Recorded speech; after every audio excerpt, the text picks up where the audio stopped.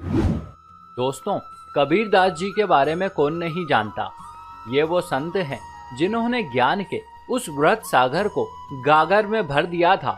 इन्होंने जन कल्याण अथवा मानव जीवन को उत्कृष्ट ढंग से जीने के लिए ऐसे ऐसे दोहे कहे हैं जिनका अर्थ यदि कोई भली प्रकार से समझ ले तो वो ज्ञानी नहीं अपितु महाज्ञानी हो जाता है। वैसे इसी क्रम में आज हम आपको कबीर के 5 ऐसे दोहे प्रस्तुत करेंगे जिन्हें जानकर आपके जीवन को एक नई दिशा मिलेगी। तो आइए शुरू करते हैं। नमस्कार और एक बार फिर स्वागत है आप सभी का आपके अपने वीडियो कलश यूट्यूब चैनल पर।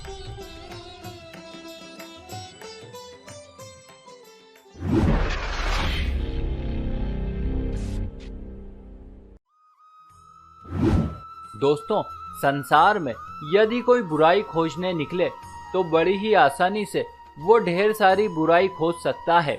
विशेषकर इस कलयुग में आज यहाँ चारों ओर छल कपट, झूठ इत्यादि प्रकार की तमाम बुराइयों का बोलबाला है।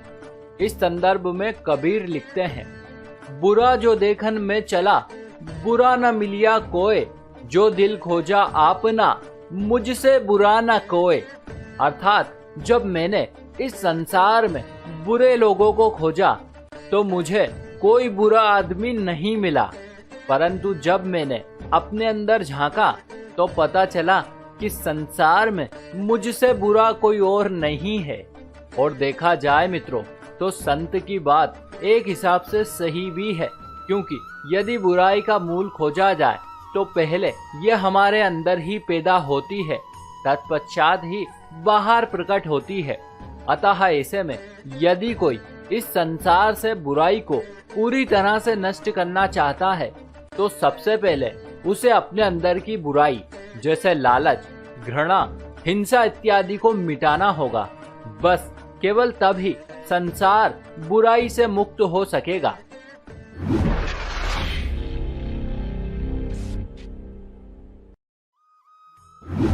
दोस्तों, इस जग में ज्ञान की महत्ता से भला कौन परिचित नहीं है। हर किसी को पता है कि ज्ञान से समस्त प्रकार के सुख, धन, वैभव और विलासिता की प्राप्ति होती है। संभवतः इसीलिए लोग ज्ञान पाने के लिए इतने लालायित रहते हैं। आज चारों ओर ज्ञान पाने की अंधी दौड़ चल रही है और अंततः लोग इसमें सफल भी हो जाते हैं। लेकिन कबीर ज्ञान के संदर्भ में कुछ और ही बात करते हैं। वे कहते हैं कि पोथी पढ़ पढ़ जग मुआ, पंडित भया न कोय, ढाई आखर प्रेम का पढ़े सो पंडित होए। अर्थात किताब, पोथी, पाने इत्यादि पढ़ने से कोई पंडित अथवा विद्वान नहीं होता और न ही उसके स्वभाव में वो विद्वत्ता आती है जो किसी विद्वान में होती है। किंतु जो व्यक्ति प्रेम के केवल 2.5 अक्षर पढ़ लेता है वो पंडित हो जाता है। अर्थात वो क्रोध से छुटकारा पाकर विनयशील हो जाता है और उसमें विद्वत्ता अपने आप ही चली आती है।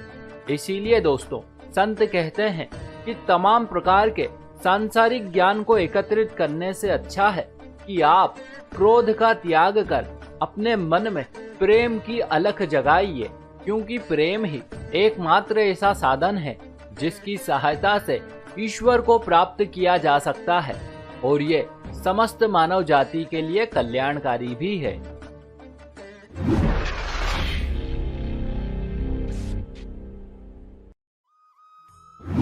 दोस्तों, कुछ लोग बड़ी उम्मीद लगाकर पूरी लगन से किसी कार्य में जुट जाते हैं और कड़ी मेहनत करके वे उस कार्य को पूर्ण भी कर देते हैं, किंतु फिर भी ये पाते हैं कि इतने प्रयास करने के बाद भी इन्हें अपने द्वारा किए गए परिश्रम का प्रतिफल प्राप्त ही नहीं हुआ। अर्थात कार्य को करने से कोई लाभ नहीं हुआ।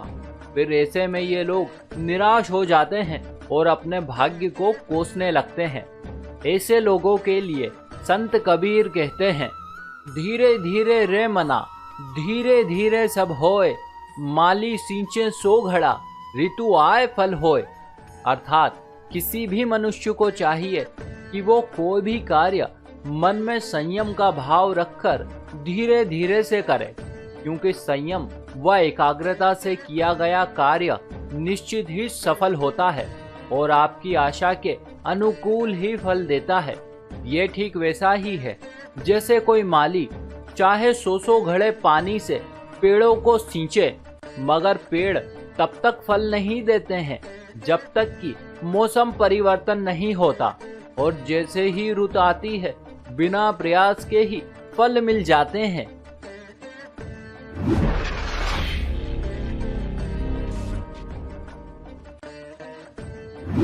दोस्तों, संसार में ऐसे कई लोग हैं जो मुद्दे की बात छोड़कर फालतू की बात को पकड़ लेते हैं। ऐसे लोगों के लिए संत लिखते हैं, जाति ना पूछो साधु की, पूछ लीजिए ज्ञान, मोल करो तलवार का, पड़ा रहन दो म्यान। कहने का तात्पर्य यह है कि जिस प्रकार से तलवार का महत्व है उसके म्यान का नहीं।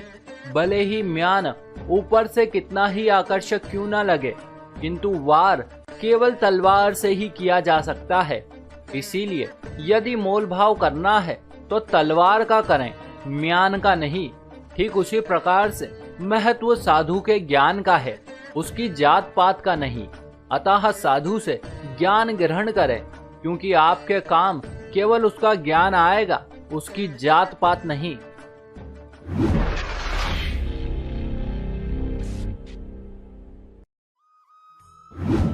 दोस्तों, कुछ लोगों के जीवन में थोड़ा अच्छा समय क्या आ जाता है, ये अहंकारी हो जाते हैं। ये अपने समक्ष अन्य लोगों को तुच्छ और नीचा समझते हैं।